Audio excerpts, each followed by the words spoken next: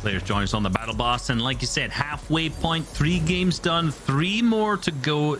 We've seen some huge games from Commandment, Scented and Stretch, and moving on to some of their ex-teammates, obviously alongside Rise. Jamper and not Jamper, man, I'm doing it now. You see the desk, they're pulling all the old teammates together. Now I'm doing it too. We got Rise, Threats, and Edgy, who with that victory moved up to 3rd place. So it's looking good. You know, a lot of people said once Edgy split off from Commandment and Senate, they're like, who really has the curse of the 2nd place? I guess, you know, it seems like we're ready to find out today. Yeah, definitely. We're gonna have to find out right now because it's getting really spicy here. It's heating up. And again, I'm so impressed by Commandment, Scented, and Stretch here. 103 points so far is just nothing to overlook at. They are really setting themselves up for success here. Niddle, Casker, and Smack. I cannot believe how high they've managed to jump up with, honestly, what is 3 exceptional games, right? 10 and 5 elims, 13 and 8 elims. Those are big games. Those are not bad at all. And then a 2nd with 9 elims now. So just proving that they are one of the more consistent teams here. And they're contested at their job. They actually are fully contested. They are winning it. You know, we've been questioning their early game strategy a little bit because obviously we saw that they were moving on to that Guardian Tower up to the north. It was kind of going a bit slow, but look, these guys are constantly picking up refreshes and eliminations, which, you know, even if they don't have that big 2nd place, the previous one, they're still gaining tons of points, right? The fact that they got 8 eliminations and a 13th, which is an insane amount to get just basically when you're being picked up by the first moving, that's tons. That means they're doing a really good job in that mid game just to get like good refreshes, but obviously, you know, it's not really worked out so well in the end game there, but they've consistently just got points every game. Just adds up. Then when they have that 2nd with 9 liams, the big pop off, that just fires them so much further up the leaderboards. Yeah, definitely. Chubbs, Adams, and Owls. I think they kind of realized, yeah, that last fight was not worth it after Cease and Crew just wiped up 2 full trios here. Seems like they're just playing out of their minds right now, so they're gonna go ahead and give them the respect, the distance that they're demanding here, and pretty much give up the rest of the loot here at the drop and play for the outskirts. I wonder how that's going to play out.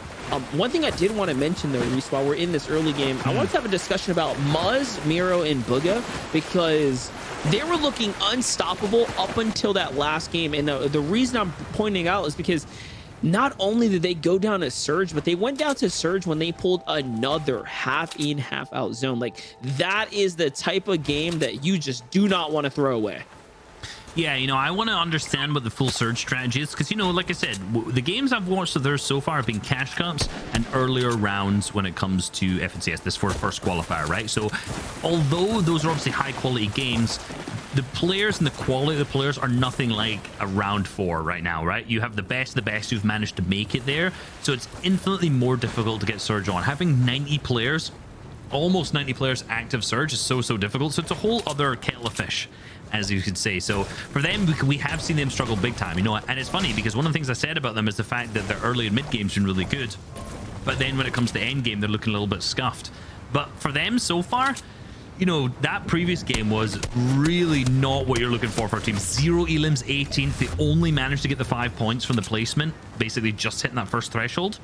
And to make it all the way through the 5th zone and only get that is definitely rough for them. So I'm, you know, still being in 6th. Let's be real. Like, they've had some massive games, still pushing up to 6 so far, almost in the qualification threshold. Actually tied with the qualification threshold points right now. So they're not a bad day by any means. But when you watch Commandment's team, you can see everything. You see the plays. You're like, yes, these guys know exactly what they're doing. They're in the right positions. They're super strong. You know, I'm not seeing that out of Booga's team right now.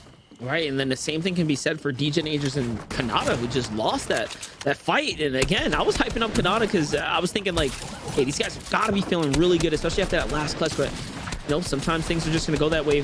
For Quack, Brennan, you know, they've been fighting this entire time, and it seems like there's no different story here. KNG Bills is going to go on and find 200 out the air there, and Quack is left with no material on the low ground. It's going to come down to all body movement here. Playing the walls here, steps in, but it's not going to be enough as he gets quickly wrapped up here. Bills, Laylam, and Santher pretty much fine there. I'd say revenge here. Yeah, we saw that fight happen a lot. That last game was long, it was drawn out, and it definitely looked like Laylam's team, in particular Santher, could have really popped off and really had the potential to win it on out. But obviously, the third party ended up rolling on up. But this time, finishing it earlier is going to be very good for them.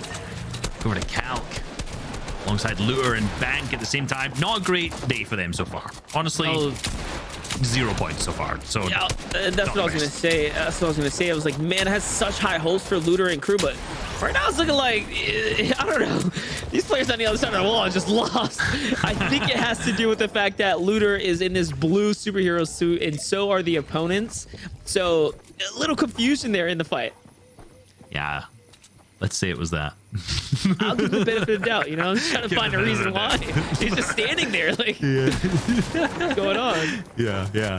So far, the day's not going so well. You know, I hyped him up into my top 10 so far, and you know what? The day's not going that well. But there's still 3 games left. We've seen bigger clutches come out into top 5 so far, and I think it's definitely possible for them. And I want to see this team do well in the first week. I want to see them pop off. Like, first 3 games, basically Storm Surge every game so far, which has been really, really rough for them. Potentially a team that's not been together long enough to have an established Storm Surge plan, but they're all like veteran enough players to understand a good Storm Surge strategy by now. So I definitely want to see a little bit of a better improvement coming out. The first elimination so far is looking good. That's obviously going to count towards a big time, but they've obviously lost the bank, so they're gonna have to definitely just try and win this fight out from here on out. And it seems like that's exactly what's happening as Ether goes down. Cal picks up that knock, and they're trying to ramp into the next box, and that's going to be it over for the other one. But that's actually a third party that rolls on up, so it's not even going to be the 3 eliminations. It's going to be 2 for them and 1 for the third party team. Ooh, that's unfortunate. They're losing out on those very valuable points, but you know what? This is the Calc I like to see, the one that's confident jumping in those boxes. And look, he pushes off AV for a second there as well, as they try to continue to just reposition themselves here, get back in, find the footing that they're looking for Deemer, AV, and Eden here. I mean, they're basically committed to this fight because they need the tags, I think. As does everyone. You know, when every game we've watched so far, like, this has got to be one of the most stacked regions we've seen so far. Some of the most stacked, not even just regions, sorry, NAE East games we've seen in the weeks, any season, just consistent 90-player games so far. And right now, Calc's taking good advantage of that, trading shots back and forth to try and get himself above that threshold. But he is going to be picked up, leaving the OCE boy, Looter himself, alone as a solo, as a 4th team, as a Perta's team now rolls on up into this fight. This is how desperate these players are for Storm Surge, that everyone is going to become a 3rd party, now being a 4th party. Well, the best thing about this is Looter just hangs out. I mean, he could just get the reboot cards and vibe out, right? Let these teams do their thing exactly and then rotate out. So Looter right now is possibly trying to pretty much crack open the where is Calc's reboot card, pick that up, and then get on out of here. There's no reason for him to stay at this point. His odds at winning any of these fights are pretty slim at this point, so might as well try to get this card and get out. Otherwise, keep a low profile. There's another trio, by the way, rolling up in a vehicle. If you look at that map there, so you know, if 4's a party, five's a parade here, because now we have another team rolling up, and it seems like they have exited the vehicle and they are part of this fight.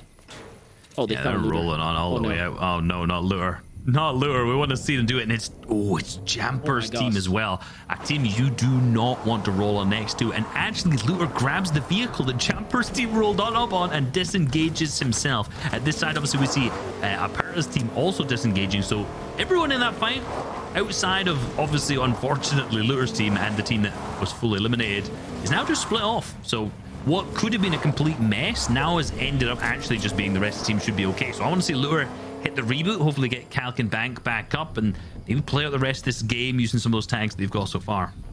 Yeah, we almost saw the full, you know, parade, marching band, and just everything go down. But it didn't work out like that. Luckily for Looter, he gets to escape here. Not sure if he gets to pick up Calc's card, but I know for 1,000% certainty he got Bank Teller, so they'll be able to inch their way back into the game. With how long that fight went, with how many tags they got there, they shouldn't have an issue with Storm Surge, which is great. On the other side, though, here's Edgy, Ryzen Threats, who are making their rotate right now, coming off the heels of just a great game number 3 right now, and already earning themselves a single elim here. Yep, just to clarify, they do not have 2 points. They actually have 84 plus the 2 points they have there. They have 86, just showing us 2 right now. So they're currently in 3rd place. Yeah, just to make sure, everyone's aware, right? They've got the single elimination this game. There you go. Yeah, it just shows up, bumps up at this point. They got the 86 points, which is still them in 3rd place so far. a really smart team and a team that's moving from the far west hand side of the map, coming from Holly Hedges. I often have to see those teams struggle with Storm Surge and figure out what they're doing, but picking up that single elimination so far, and looks like obviously very good for them. They've obviously managed to put themselves into a good position, and when we've looked at them in earlier games, at this point in the game, they're always deeper into zone, right? They're always in a good hill. They're always a spot that they have a great line of sight over the entire of the map. So I'm not overly worried about them as a from Storm Surge perspective, because they've given me no reason to worry. Yeah, and remember, this is their drop spot, so you see them kind of migrate back to where they started the game at, because they see that the zone's pulling this way, and then they're playing perfectly positioned here. They're focusing the teams that are going to be hitting those air and those wind tunnels there for their rotates, finding these free tags along the way. Unfortunately, looking at the feed there, it looks like Calc was taken back out by Demer there, so probably saved and then put back down, unfortunately, there. But those kind of things are going to happen here. Is, again, here's a team for Threats, Edgy, and Rise who have the zone pretty much landing on top of them inside the top three. They found so many tags up until this point, which is just excellent for them, right? This is another game that already is starting to shape up to be pretty much set in stone. Yeah, and notice, right? They're 350 above, but they're not stopping. They're getting more and more and more. This is only the first threshold, and for the next two thresholds, they could easily dip under if they kind of slack on getting the tags and get the shots. And from then, I love their positioning, right? They're high up, in particular from Edge's POV here. They're kind of near the edge of zone, but in a little bit, so they know tons of teams are going to be rotating into them. This is the congested side of zone, so tons of teams are going to rotate past them in this POI, which gives Edgy a great sightline. He even built up 3 tiles on top of that main, just so you had even bigger sightlines from there. So great positioning. Honestly, just top tier teams doing just the small little things. In particular, look, Commandment, Stretch, and Scented. Look at the positioning on this hill. 2, I think this is Commandment and either Scented or Stretch on this hill, and a far split with their third player. Who is it? Oh, you go Stretch in the bush, the classic Stretch play alongside that. I know Zayt definitely taught him here. So a big split up onto this top hill so they can get more sightlines, a 360-degree view, more and more tags. Yeah, and it's just like guaranteed surge for Stretch at this point. He always finds players, you know, on these rotates here, right? Trying to play the zone out. And it works even better when the zone pulls this way, right? Comes down towards him, forcing players to quite literally have to expose themselves through one of these sight lines. Not to mention the additional rotation of the wind tunnels. And of course, the river here is all accessible and gives opportunity for him to find these tags. So, so far, so good. Looks like he's doing his thing here. He's holding his weight on this side of the map, and his teammates are just well positioned.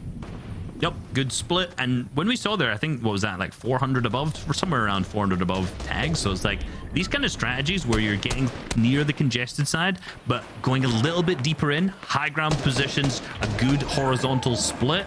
Perfect, right? That's put them, 642 above. Wow. No eliminations, 642 above, just climbing over and over. Because you see, look at the amount of players that are down there. Look at that mini map in the bottom right. How many teams do they have sightlines on right now? So many. And that's purely because they understand where the majority of the players are going to be in this congested side, where they're going to rotate into, and how they can take advantage of that.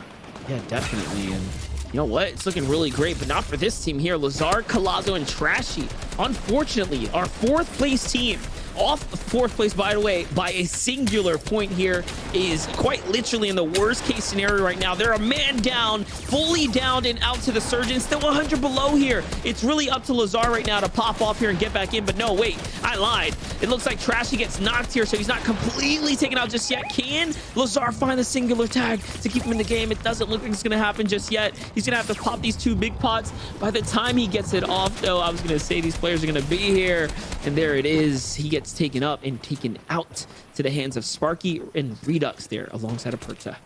That is the difference between being the one on the congested side holding the players and being on the congested side being held by the players. That's the huge amount of difference between what we just talked about in Sentinel's team to the difference between Lazar's team, right? Being on that full edge rather than being on the hills, just holding the people on edge. So you see the classic, like, super high level teams that are experienced, know exactly what they're doing, and some other teams who are just getting their groove, like obviously Colazo's team. We saw them figure out a ton about Storm Surge in the previous season, just not quite understand, fully figure it out yet.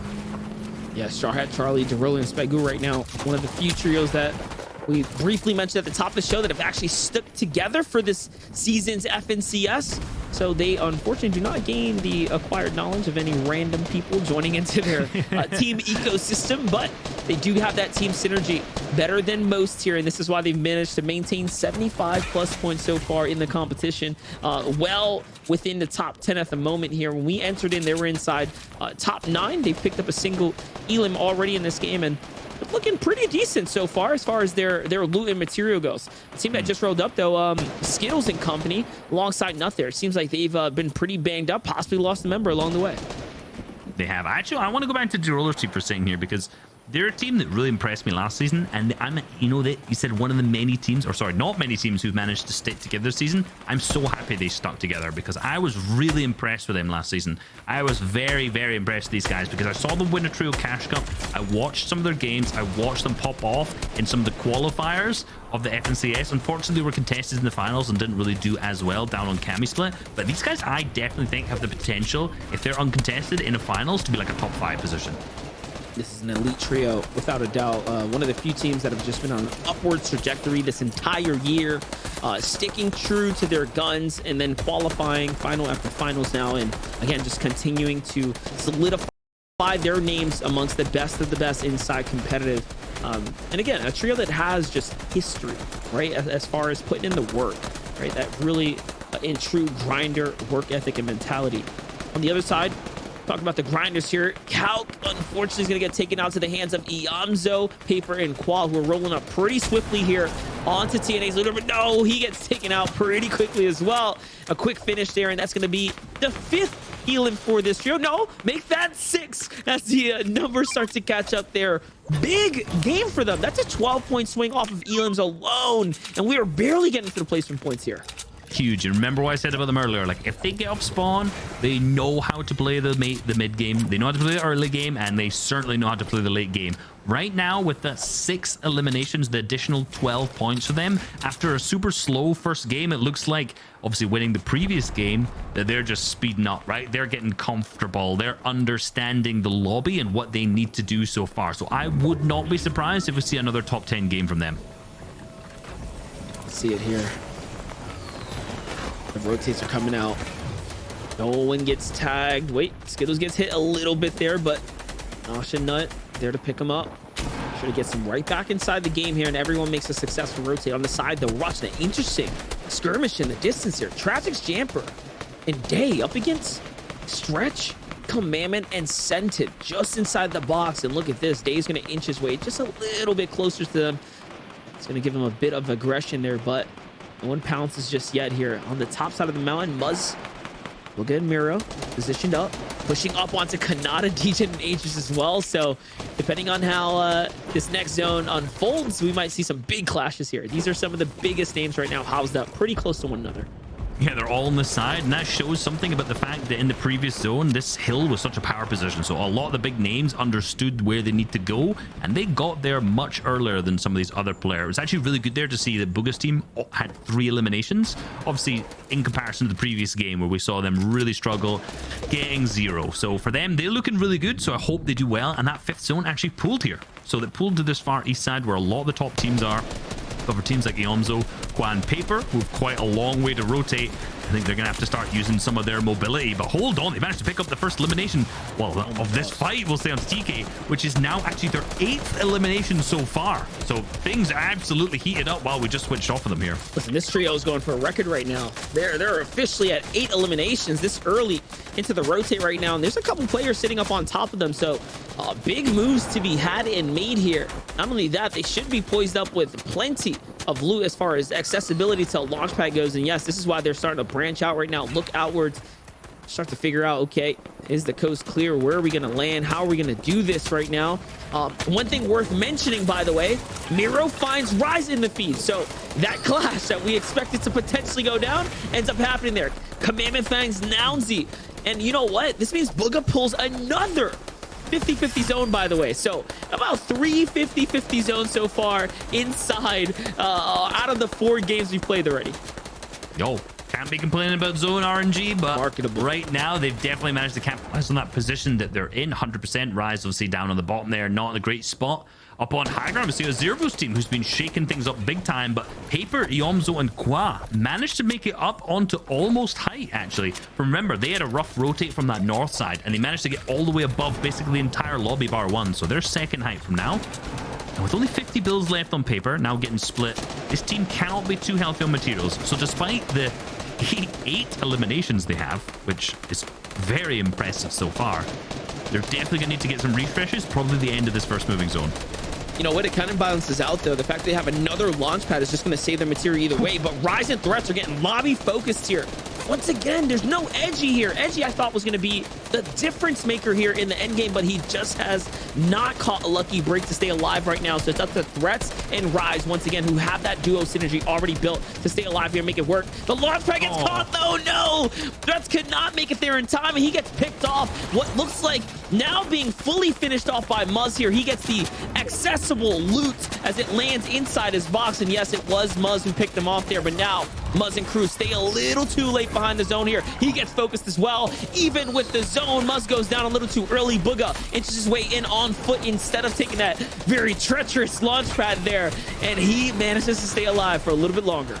A little bit of panic. They didn't want to make sure the same thing happened to them as what just happened to Edgy's team. But now again, for the third time, Bugha or two members of this team left in the end game as a duo. So let's see what they can do. If this team could get into the end game as a full trio, we could see some absolute dominance from them. But so far, it's solo or duos over and over again. And if they manage to get a top 5 out of that, that'll be extremely impressive. But a full trio, Stretch, Scented, and Commandment, which should surprise absolutely no one at this point. Look at this. They're pretty much bouncing right back here, getting their heels on, and this is going to fully tank them out with all the HP they're going to need here to take any kind of box fight. But the reads are so good right now, and this is where Commandment really steps in and shows his value here. He will lead his team to the proper layer in these end games, and look at this. They're going to double back instead. They're going to go back through their old builds and continue to push right on back over, and that's going to save them a ton of material here. Bugha is still alive up top. It looks like he's getting hunted down there, but Miro's going to find Rise, so he manages to completely finish that one off here. What a great layer they found all the way to the edge of the zone. Managing to find the dead side is always the Commandment, the best tarper in the world. Managed to find a good position, but now they're unfortunately getting towards where all the congestion is, but a player manages to drop them down, and Stretch now in a sticky situation. Scented goes down, and Stretch manages to get out of the box, but for him, Commandment still, look at this, despite the chaos, creating such great positions for his teammates to tunnel on in. So they've lost Scented, but now still in a duo. Two of the best players on the region, definitely can capitalize and get a ton of points still.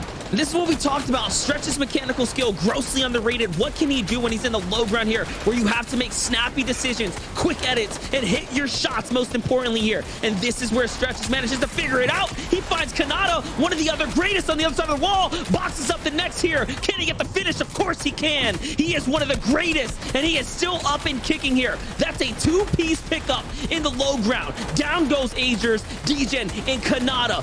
One more team separates them from being fully in control of this layer here. Absolute incredible piece, incredible shots hit at the same time, and back up atop another duel still left in it. Bugha Miro, who've made a great job making himself this far, and it seems like Miro is now the one who's going to be tarping them in, and Bugha's looking for the shots, looking for the angles, but 0 builds left in his inventory. Now a big pump comes through from onto Miro, picking up another elimination. More materials from them now as the pressure starts to come from up on the high ground. They're going to have to decide which layer they're going to switch. Are they going to go down? Are they going to look up? What are they going to do at this point as the materials dwindle down to absolute 0 on him? And up on the high ground, Crackley's team is starting to put eyes down on the whole lobby. And Stretch and Commandment are still going. They just picked up another 2. Down goes Paper here to the hands of Stretch. There goes the full finish. He is still continuing. Commandment runs through Qua, sits him down as well off camera. And look at this. They're at 6 eliminations. Another 12-point swing just off of Elims alone. Tieko up against Miro and Bugha here. No HP to work with. They can't find a good angle. Bugha's gonna have to give it up here. He's gonna go and play the zone. Tries to walk around the side. Missed the first pump. That's gonna be crucial for him. And pivotal. Down he goes, but into top 3. The rest of the lobby remains here. Iomzo is alive. Scratch that. He's no longer in the game. Stretch and Commandment have a realistic chance here to clutch this one out.